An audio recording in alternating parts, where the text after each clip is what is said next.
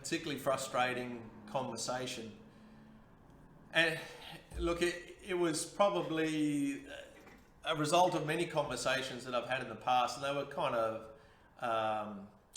just discussions. You never quite know whether these sort of points are rumour mill or what, but the basic scenario is that in certain sensitive environments like schools, there are requirements to work with solventless products. And in my state, Queensland, Australia, the public school system is very much about using solventless materials in their schools. And it stems from them having a case many years ago whereby solvents were used or misused in coatings, and a number of kids in that classroom ended up going to hospital, something along those lines. It's 20 years ago. But that was what sort of set some precedents there, that they had to be more careful or mindful of what happens in schools. Well, the conversation today was something that I found very frustrating, because this was a scenario where products were being applied in a school.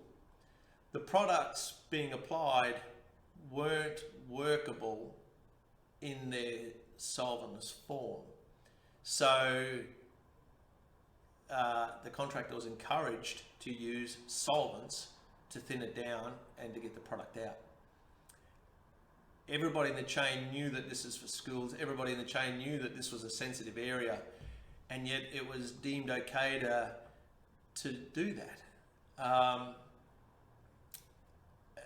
That pisses me off. I think that's inappropriate. I think that's wrong. I think it's deceptive.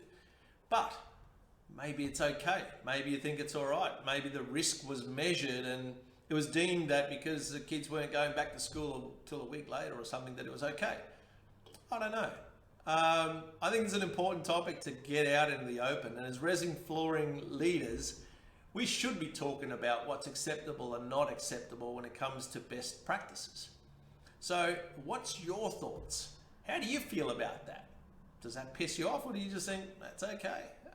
Maybe it's just my gripe. Maybe it's because I've worked with solventless products for over 15 years now. Maybe it's just my issue. Anyway, I want your comments. I want your thoughts. Send me an email, give me a call. I've got plenty to say on this one, so I welcome you to come at me with this one. And if you think this video is appropriate for someone else to have a look at, then share it and let's see what comes. Maybe they've got something to say as well. But I think it's an important topic. We need this out in the open. We need to set some industry best practices, something that is acceptable to all of us and we all feel confident about. And the only way we're going to get there is by getting it out in the open. No secret squirrel business. Get it out in the open. Let's talk about it and let's set something that our industry can be proud of. I'm Jack Josephson, and as always, take care and keep smiling.